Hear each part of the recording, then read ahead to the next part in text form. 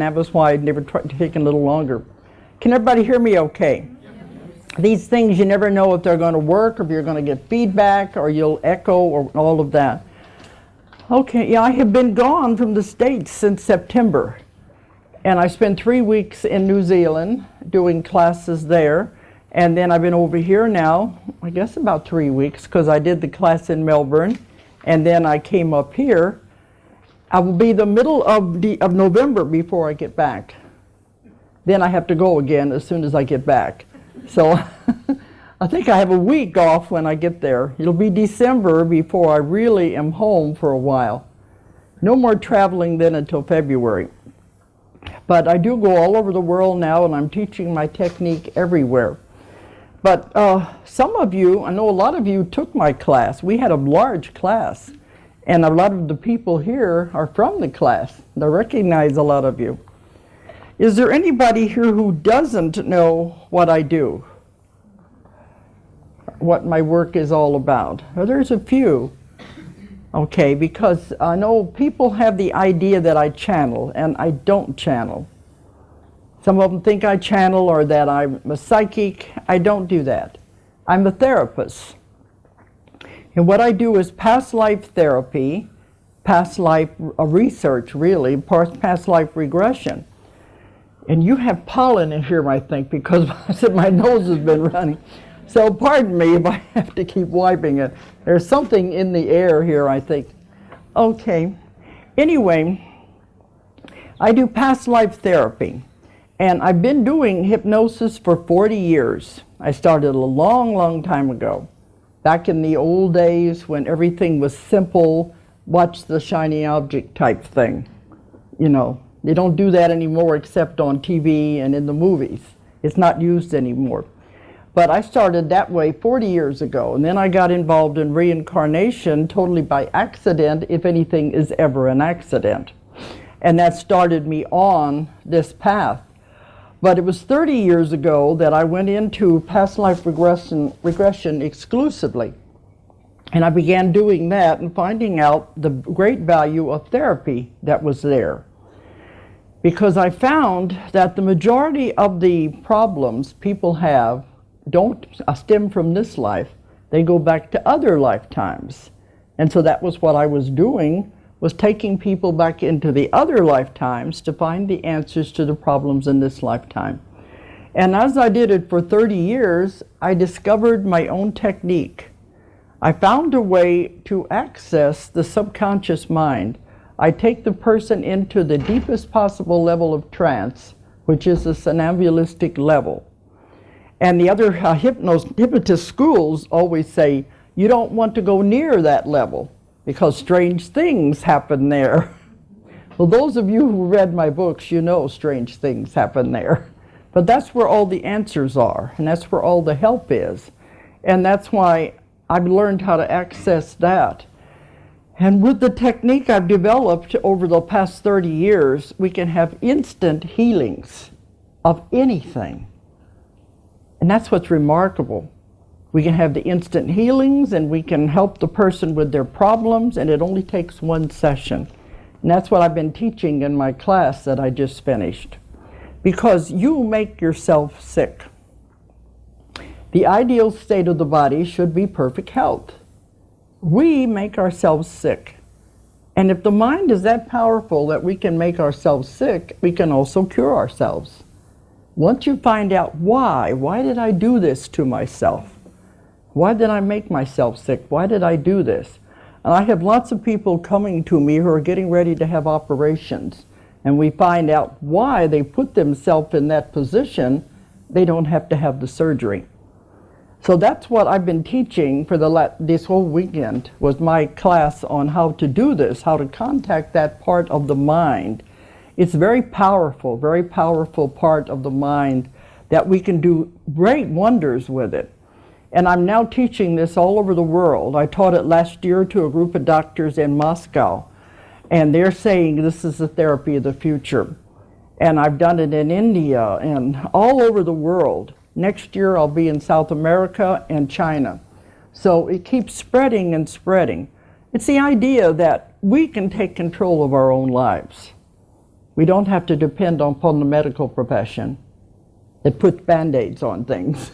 We can do it ourselves once you understand why you make yourself sick, and you can maintain perfect health that way. So that's what I've been doing exclusively for the last 30 years.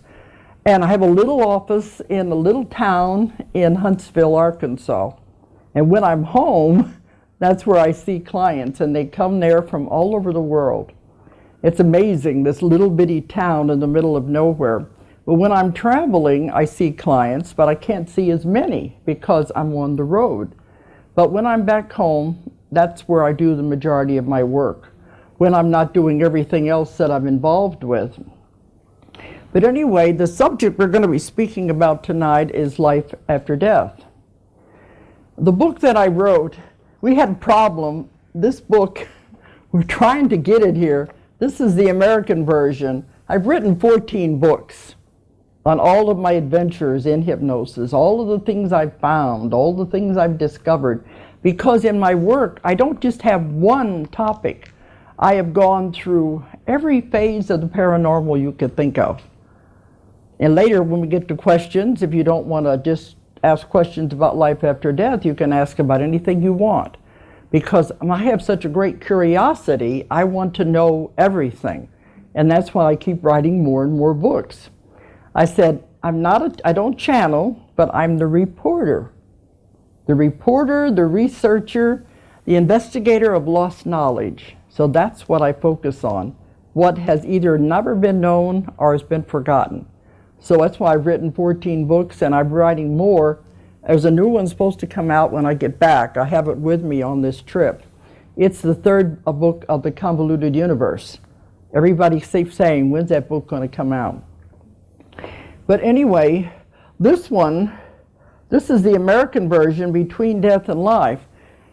And we're not allowed to sell it here because it was, well, they have an English company who has the rights to Australia and England, Ireland, and Canada. So when I contacted them, they're supposed to have it here. They told me months ago they only had 120 copies. It's a different cover. So if you see it in the bookstore, it's got a pink cover. And so we tried to get it here, and they said they only had 120 copies left. They sent all they had, and they won't going to be reprinting. It won't be available again in the stores until December. Maybe it'll be in time for Christmas. So I brought a case of these with me, and I sold most of them in New Zealand. So that's the only one I have left. And I asked Patricia, should I put it out? And I know it's the only one. But you're going to say, well, where's the one she's talking about?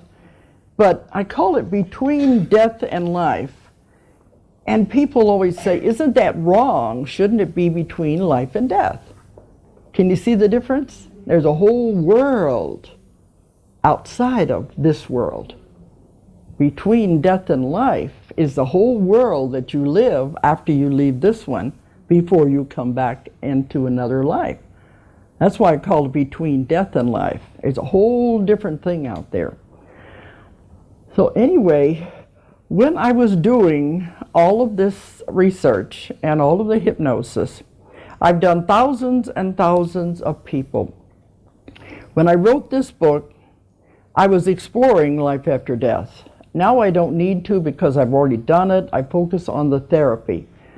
But I began finding out everybody was saying the same thing. When you go to a hypnotist for a past life regression, in order to do it correctly, they should always take you through the entire lifetime, the past lifetime, and through the death experience. This is the way it should be done. A lot of them won't do it because they're afraid. What happens if I take the person through the death experience and something happens to the body here? That's what they're afraid of until they tell there are people taking their classes, don't do it. It does not happen. It cannot happen. It cannot affect this physical body at all. I've had people die under every possible circumstance you could think of. You know, heads chopped off, burned at the stake, all the numerous wars that man has done down through time. And my book, A Soul Remembers Hiroshima, I had someone who died in the atomic bomb. So I know if what I have done does not harm this body, there's no way you can do it. So what I've done in my work, I always take the person through the entire lifetime and through the death experience.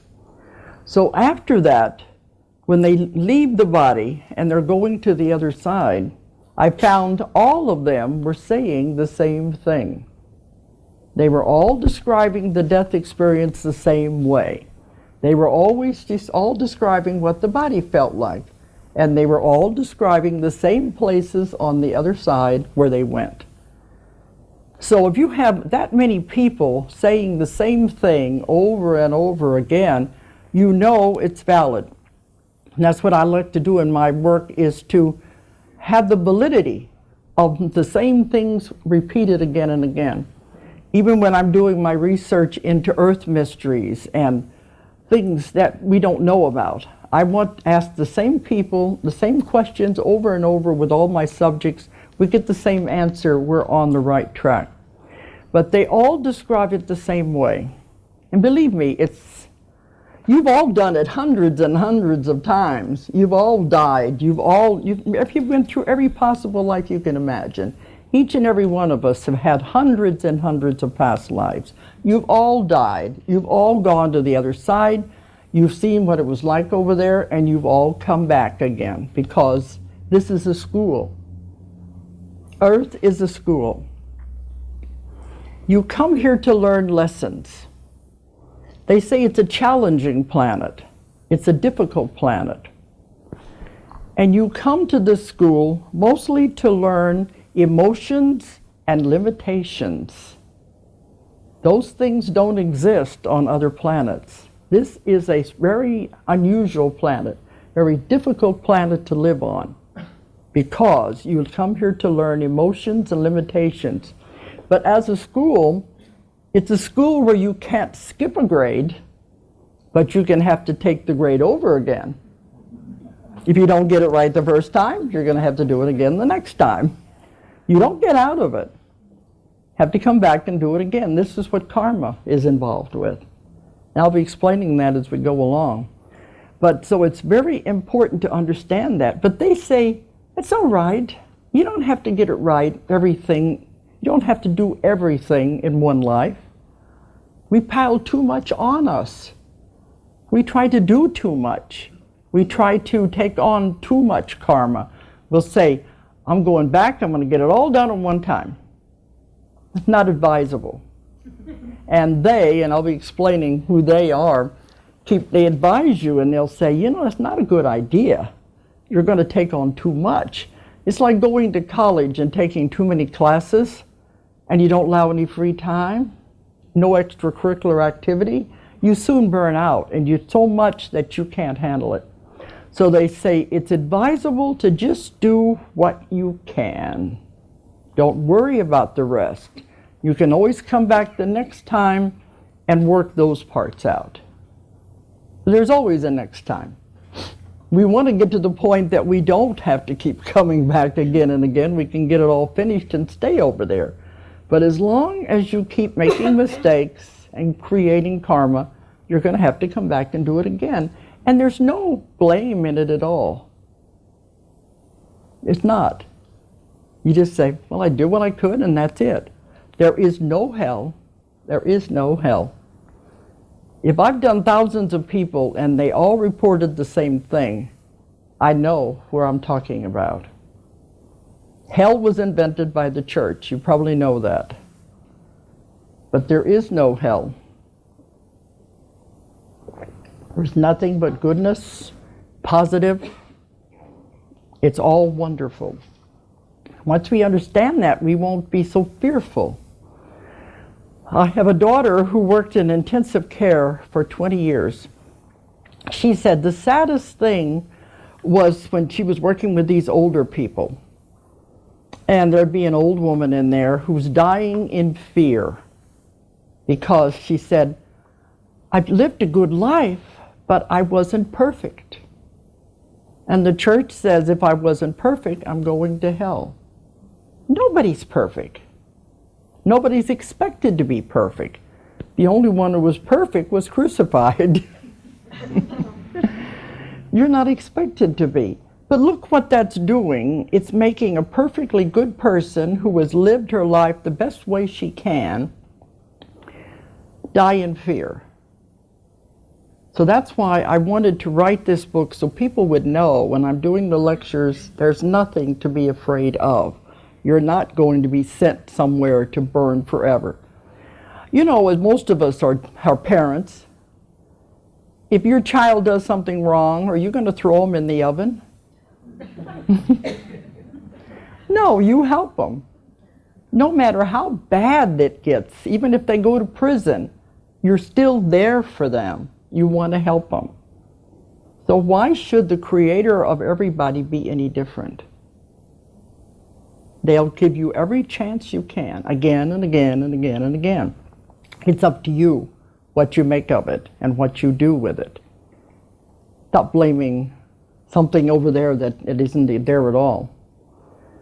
Okay, well, I'm going to start at the beginning of what it feels like when you die and where you go, and then we'll try to go step by step. And I'll leave some time at the end for you to ask some questions. Some questions are difficult, and I'm going to wait on those until somebody brings them up. But I've found the answer to just about everything I think you would want to know. And that's what the important thing is. Take the fear out of this. Okay. Now, when someone dies, the majority of the time, and even in my work, the majority of the time is just an ordinary death. Old age or illness, and they die in a hospital bed or at home. Of course, when I'm in other lives, they're dying mostly at home. But when someone dies of a very traumatic death, say war or a car accident or murder or something, they're jerked out of their body so quickly that sometimes they don't realize they've died. That's the only difference between what I'm going to describe to you. They're still okay, but they don't understand what's happened because it happened so fast. But as a rule, someone's just dying an ordinary death in their bed or in the hospital bed. First they say they feel cold. And then the next instant, they're standing by the side of the bed looking down at their body. That quickly. They said it's just like getting up from that chair and sitting down in that chair. It's so fast. It's so easy to just slip right out of the body. They're standing next to the body looking down at the body. The first thing they say is, "Gee, I didn't know I looked that bad." Then the next thing they say is, "Wow, I'm out of here. I can go anywhere I want. I can do anything I want." That the air conditioning? Okay. It's not too loud, is it? Can you hear me over it? Can you hear me over it? No, they're having trouble back there. You know how to control it? Maybe we can turn it off. Do you need it? Okay, turn it off because they can't hear over here. And even with the microphone, you can just, oh, that's why they're right by the blower. Okay. So that's the next thing they'll say is, "I'm out of here. I'm out of that body. I can go anywhere I want. I can do anything I want. This is wonderful."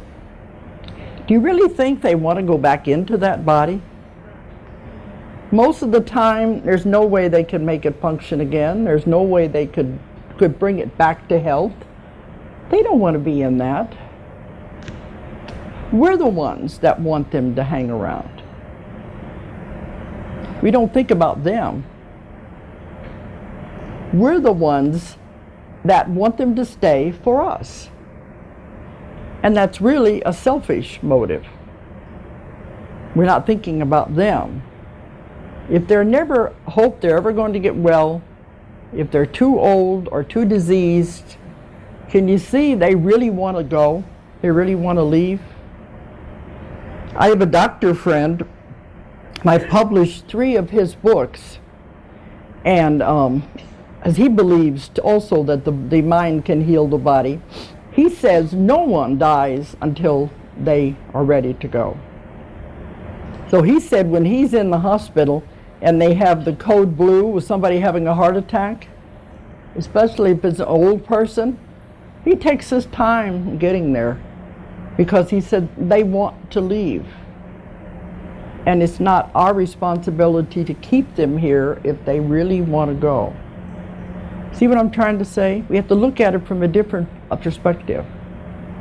But anyway, they say, I'm out of here because the true side, the spirit side, is so free, it's so beautiful, it's so wonderful, no restrictions, no limitations. And when you're in the body, it's very limiting. I've had people go into the birth experience and they don't like it at all. They say, are they turning it down? Turning it off? Okay. They say when they're coming into the body, they'll say, oh, I don't like this at all. Why did I sign on for this? They said, this is cramped, it's restricted. They said, this energy is so heavy and dense. What was I thinking of? Because over there it's so free and beautiful, and you can do anything you want. And you come into the body, you have all these limitations and restrictions. You can't go where you want to go. You can't do what you want to do because you're living within the restrictions of the life. So anyway, when they're getting ready to go, then once they realize they're out of the body, you are never alone. Nobody ever dies alone. There's always somebody to be there to show them where to go.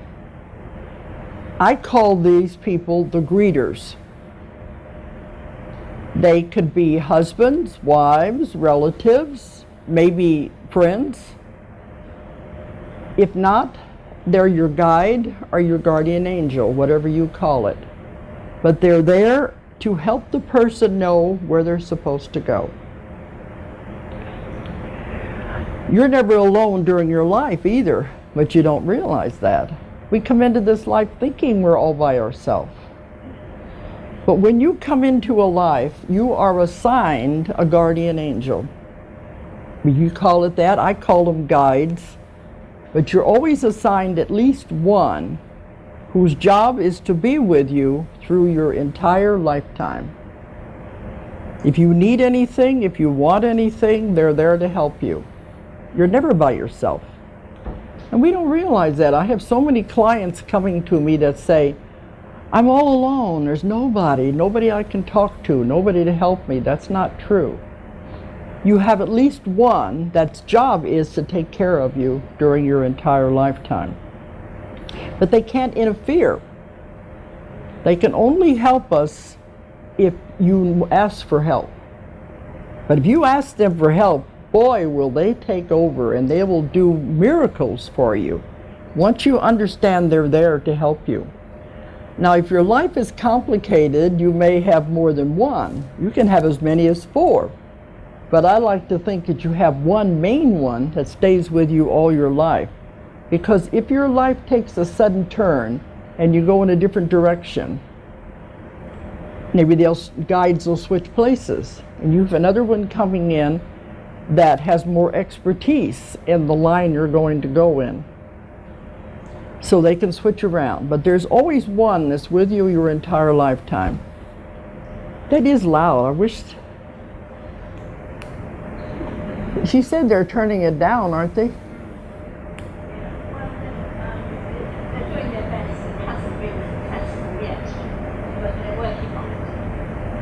Okay, because I see people nodding off here. My voice has a tendency to do that too, but I think it's because of the air too. Okay. So anyway, when you're getting ready to go, if you don't have a friend, a relative to be with you, to meet you, the greeter, your guide will be there. Because that's his job, to take you where you're supposed to be. So you're never by yourself. I think if we have some medical people here in the audience, you know, have you ever been, or even ordinary people here, have you ever been with someone who's dying? and they see other people in the room with them, and they know who they are sometimes. And they'll tell you somebody's here. You know, they name, good. Okay.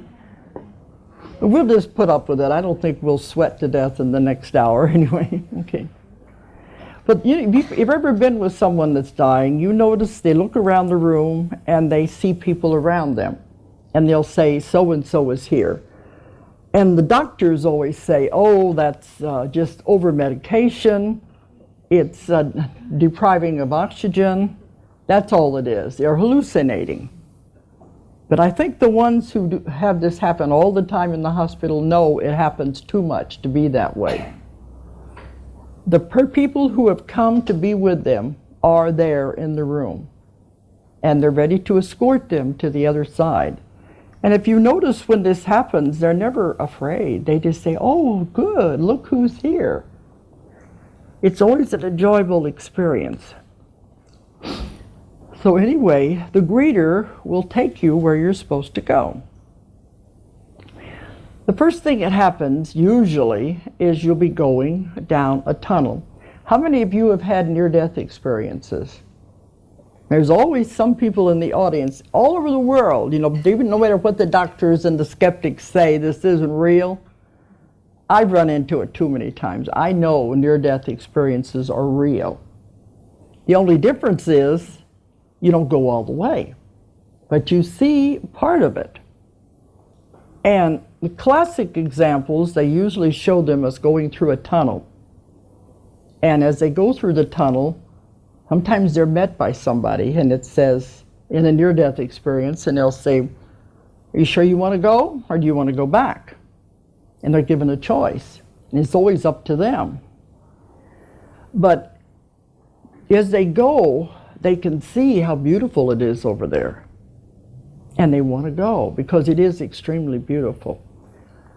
So as you're going, even through a near-death experience, they say as they go through the tunnel and they see this beautiful place, they go toward a white light. They usually see a white light. Now, some of the near-death experiences people have told me about, they don't go that far. They just go up above and look down at the body, like in an operating room or an accident. But they've just left the body. They haven't really having a near-death experience.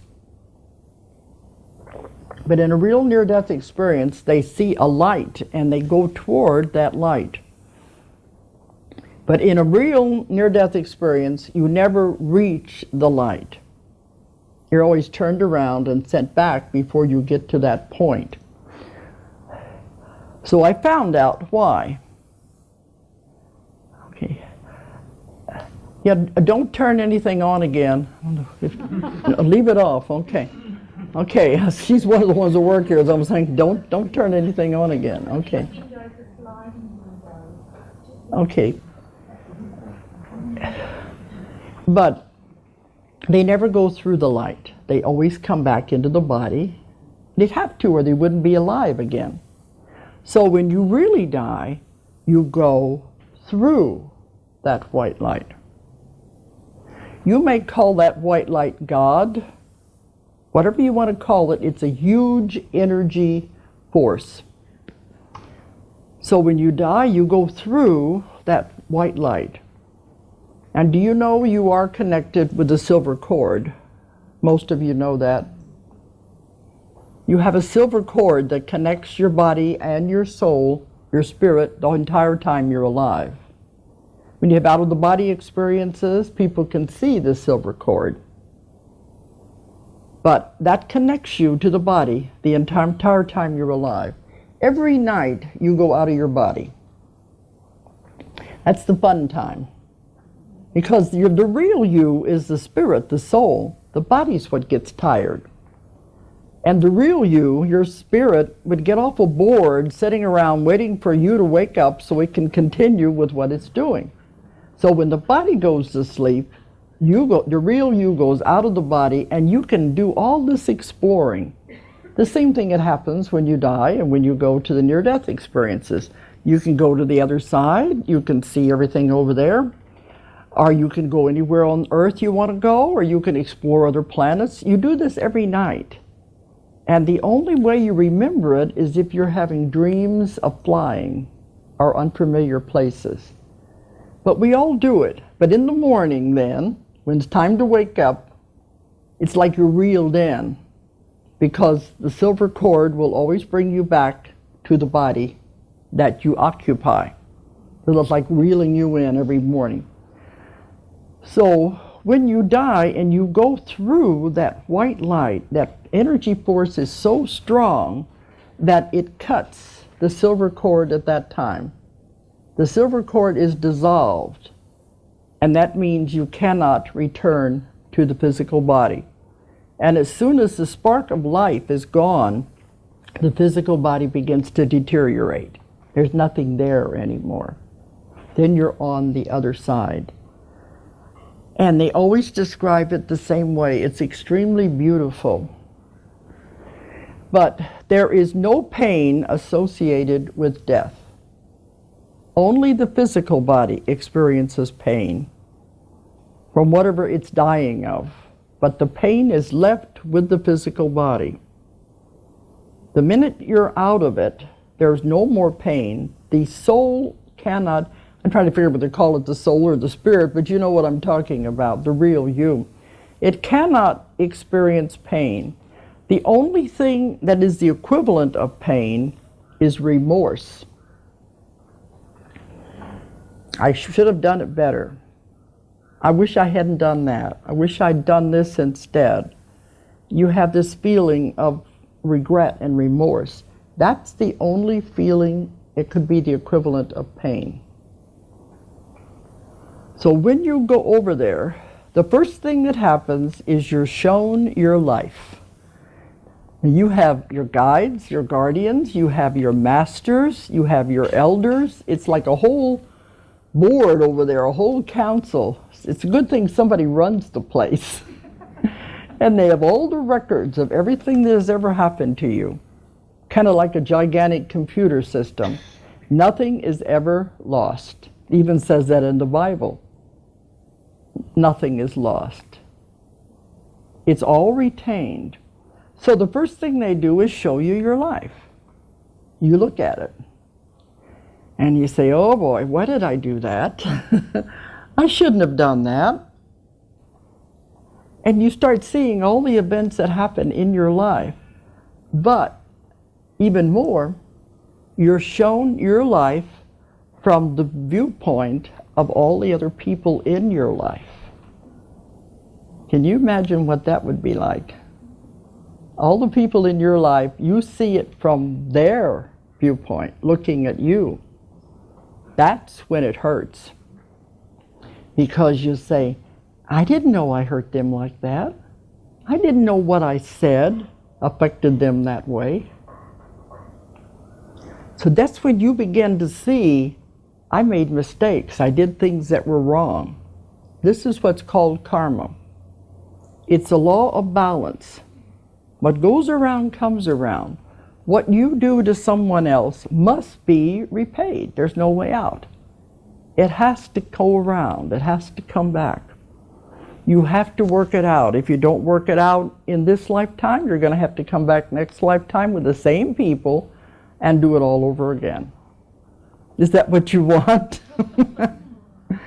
Or would you rather work it out now so you don't have to worry about coming back next time? Sometimes with my clients, just telling them that you're going to come back and do it with the same people is enough to shake them up. I don't want that. Well, then you better settle it now before you get out of this life, because you're confronted with it. You all know people you've seen, and they'll say, how can they get away with that? With whatever they've done? They don't get away with it. They have to repay it somewhere down the line. And time is speeding up now to where we have to do this now, in this life, where before we could wait till the next time around. But now we're having to take care of all this stuff now. But anyway, you see all of this. And then you talk with these other souls, the ones that you've seen you've done something you shouldn't have done. And you say, well, We didn't do such a good job, did we? We kind of messed up. You want to come back and do it again? This time you be the husband, I'll be the wife. You be the mother, I'll be the daughter. You can switch roles around all over the place. It doesn't make any difference. You're just playing a part anyway. It's all a game anyhow, it's just a play. When I've had people go through the death experience, they'll look back at it and they'll say, it was just a play. It was just a game. I see all the people on the stage playing their parts, and I see all the people in the wings getting ready to come on and play their parts. But while I was there, it was so serious, and I felt it so much. But now I look at it, and it was like a blink of an eye. So we understand that we are just in a game. We're in a school, we're in a game, and you can see it from a different perspective. I think it makes a big difference. So they say, okay, we'll come back and do it again, and you make your nice little plan of what you're going to do. You make a contract with these people. The people in your life, you have a contract with them. This is what we're going to try to work out.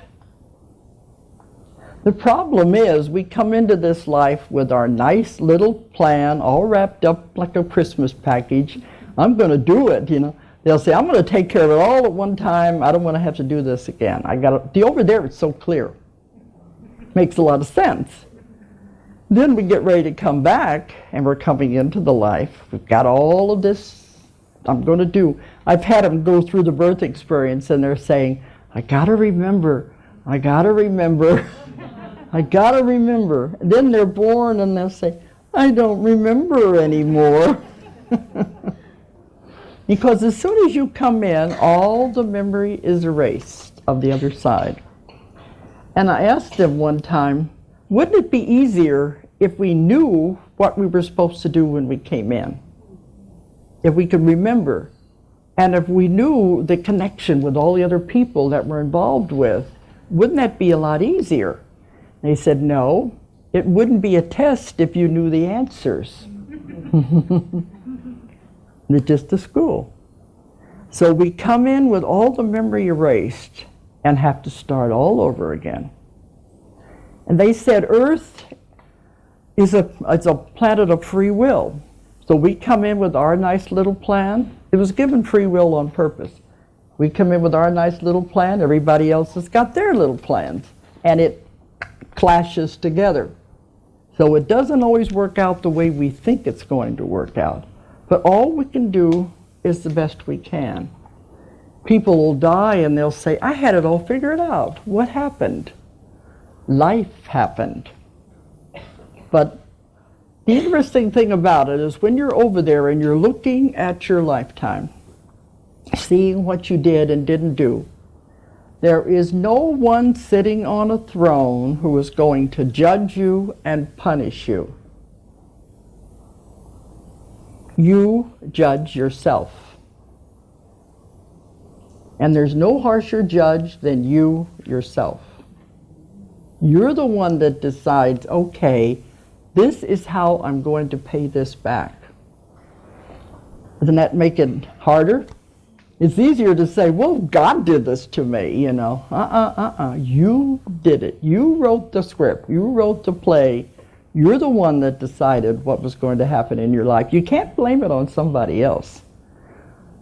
If things don't go the way you planned, you can change it. But don't blame it on somebody up there who is judging you and punishing you. It doesn't happen. You judge yourself and you punish yourself. If you want to call it punishment, they just say it's another lesson. They say all it has to do with experience, learning, lessons. That's all it is. You don't get it right this time, come back and do it again. Hopefully you'll get it right the next time. Or you're in a rut. You're going to have to keep going over and over. And I have clients who are like that. They have been on the same contract with the same people for many, many lifetimes, and they're still not working it out. And it's like, well, for Pete's sakes, when are you going to get it right here? Or just say, I'm going to tear up the contract. It's not going to work. You can do either one. Once you realize that's what's happening, that's what you're doing. Okay, now I want to talk about where you go on the other side. I found 3 different levels that you can go to. Now, you only go as far as your vibration or frequency will take you. Whatever you have adjusted to. And this all has to do with the way you've lived your life, what you've done in your life, whether you're going to go back to the same level you left, or you're going to, they said this is, I think I told you that this is a school where you can't skip a grade, but you can take it over again. You're going to have to go back to a lower grade and then start up from there, or do you want to keep coming up the ladder until you graduate? Which way do you want to do it? So it's all up to you on these lessons. I lost a thought there. It'll come back in just a minute here. Okay. Sometimes I have so much information coming into my head, it kind of overwhelms me. Okay. Now what was I at? I was at the levels. Okay, the levels. Okay. Now the first level that I have found, I call the lower astral.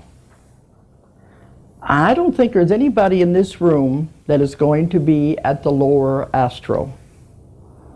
These are the people who are so deep into negativity. That's how they live their life. You all hear about these people. The ones who are the drug addicts and the alcoholics and the murderers and the criminals, they're so caught up into that when they die, they don't even know they've died. They think they're still physical. They can't understand, why can't I feel the same things? Why can't I do the same things? They're very confused. And they keep trying to be around the same things that they just left, whether it's a bar, a tavern, or whether people in an alley shooting up with a heroin. They try to hang around that because that's all they knew. And they're trying to get the same sensations by osmosis that they had. They never reached a level of understanding to know there was more. This is what's called the lower astral. You might even say it's the earthbound spirits, because they don't know there's anything else. The greeter, the one who has come to take them, help show them where to go, is there, but they aren't paying any attention to him because they don't know they've died. They just think, I can get back into this. You see the difference? This is a totally confused spirit realm. Like there is no hell, but they don't know what's going on with them. So the greeter is there, and he's just waiting patiently for them to finally get tired of this. After a while, the spirit begins to realize, this isn't any fun. I'm not having the same sensations I was having. I can't get back into that body. I can't do the things I thought I was doing. This isn't any fun anymore. And they start getting bored with it. Then they will see the greeter. And he says, well, it's about time now, you're ready to go on to where you're supposed to go. Stop fooling around here. Then they take them to where they're supposed to be. And there's a lot of places over there on the other side where those go. One is the spiritual hospital, where they are worked with. And it takes a lot of spirits there with a great deal of patience to work with those who have led a life of negativity, because they got to bring them out of that. You can't be allowed to reincarnate quickly if you've led a life like that, because you're still trapped in those feelings. You understand what I mean? That it's not enough time to get out of it, so they have to work with you before they'll allow you to reincarnate again, because otherwise you'll make the same mistakes all over again. So this is the lower astral. And I said, I don't think there's anybody here that has to worry about going there. The next level is the middle astral. This is the part that I think comes as close to what the church defines as heaven as you can. It's very, very beautiful. They've all described it the same way. There are hills, there's a beautiful lake, and on the hills are every kind of house you could possibly imagine, from a cottage to castles. There are beautiful gardens, and there's music in the air. This is what most people consider heaven. The flowers have a color that you can't define. They said if you could imagine the most perfect, beautiful rose that ever existed, that's what it's like. And I said, well, is it like on Earth? Is it a reflection of Earth? And they said, no, Earth is a very poor reflection of over there. And over there, if you could imagine flowers and things that never die, they would just be extremely beautiful. Those of you who have had near-death experiences, people talk about remembering the vibrant colors when they come back. I've talked to many that say when they come back, they can see the molecules of everything, the leaves and everything around them, and the colors are still very vibrant until they get adjusted back into this world. They carry the memory of the colors over there, and it's extremely beautiful. Well, if you go to that part, you may want to continue the same life you had, and that's your idea of heaven. You can live in any kind of house you wanted. Maybe you say, well, I want to live in a house like I just left. I want to live with my family. I want to live with my friends. Then you're continuing on the same life that you left. Maybe that's your idea of heaven. Whatever your idea of heaven is. But you can do anything over there. There's wonderful things you can do. It's a very packed place, and not dull at all. But if this is your idea of heaven, you will go to be a situation like you just left. Or if you want to live in a castle, that's fine too. But it's your idea of what the ever after is like. But it doesn't last. Sooner or later, someone from the board, the masters and the elders, will come knocking at the door, and they'll say, it's time to go up and look at your life, and you're going to have to make your decisions. And they'll say, no, no, no, no, I like this just fine. I just want to stay here. This is fine. But you can't, because you have to pay back. The cycle, you can't stay. You have to come back and repay all of these things. And that's when they take them up there and show them all these things, and they're going to have to decide, all right, I'm going to have to go back with these different people. And you make your contracts and you sign your contracts to come back with these people. That's the middle astral. And this is where a lot of people go who still don't know there is more. But as I said, you will only go to the level that you are vibrating at, that your frequency is. If your frequency has gone down, you're going to go down to a lower level. If it's gone up, you will go to the next level. The third level is the upper astral. That's my favorite place. That is so beautiful. That's where all the schools are, and all the libraries, and all the schools, and all the knowledge. To me, that's heaven. I guess because I love research so much. I love libraries. I want to learn. That's my idea of heaven anyway. I think the most boring thing would be the idea is after you die, you float around on a cloud playing a harp. There's an angel playing a harp. That, to me, would be so boring. I think you'd get tired of that after a while. So, to me, heaven would be, the afterlife would be going to school and getting to learn everything. It is absolutely wonderful over there. That's my part, the upper astral. Now, when you go to the upper astral, and I've had hundreds of people go there, and they all describe it the same way, that there's what is called the Temple of Wisdom Complex. It's a whole series of buildings. And one of the first places you can go as you arrive there is called the Healing Temple. Now, the Healing Temple is like a dome-shaped building. They always show a long line of people coming in with their greeters, their guides with them. And it's a long line coming into this round room that has a dome on top. And in the dome are all these beautiful different colored stones. And the light comes through these stones and makes a multicolored pattern on the floor. It's very, very beautiful. I've had somebody else see it from the outside, and they said the colors are shooting out into the air on the outside of it. But anyway, all of these places on the upper astral have their guardian that is there, and they'll take you and show you, what do you want? You know, they're always asking me when we come there, what do you want to see? You know, and they'll take us to where we want to see.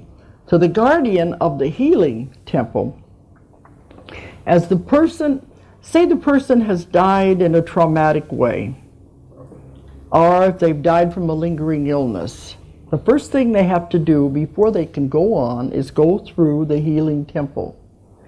And as they walk through the line, they stand in the center of the room. All of this beautiful colored lights come down and form beautiful colors on the floor. You stand in the middle of that, and it's like washing over you. And it washes every trace of any negativity, anything, everything, anything that's left hanging on is washed away at that point before they can go on, and they'll show them where they have to go. But it's really beautiful. And they told me I could be doing a great service to people by telling them you don't have to die to go to this place. If you have an illness or something, if you want to go to the healing temple, you can be healed there. All you have to do is know the description and see it in your mind, what it looks like. And you see yourself there and going up to it. And you can be there. You can do it in your sleep. You can do it before you go to sleep. You can program your dreams. I want to go there while I'm sleeping. And you will be there, and they will work with you. And they told me this would be very important for me to tell people this place does exist and it's accessible. They know you haven't died because they can see your silver cord trailing behind you. So they know, okay, you're going to have to go back to a body. But it's okay, you're allowed access to this place. So another part of this Temple of Wisdom complex is the tapestry room. And if you remember, if some of you read my Nostradamus books, I talk about the tapestry room. It's also mentioned in Between Death and Life, because it's a huge, enormous tapestry that goes it said it goes way, way up. And it goes as far as you can see. We have never been allowed to go all the way to the end because they say that part, there's things there you're not ready to know yet. But it's a huge tapestry, has all kinds of pictures and scenes woven into it. And there's a guardian of the tapestry room. And the one who is doing this, there'll be classes there, and he's explaining what the tapestry room represents. They said on the other side of the tapestry is our version of time. And people go to the tapestry room, especially if they're artists, sculptors. They said they go there and get ideas for paintings because everything is there. It is just in this tapestry. But they said every single person has a thread in that tapestry. Some of the threads are like tiny little threads. Other ones are like ropes. Other ones are like cables. Depends on your life. What are you doing? Some of the threads start out very small and they grow as they go through the tapestry. But the important thing is you all have a thread. It's all interwoven. So you're an individual, but yet we're all connected. We're all one.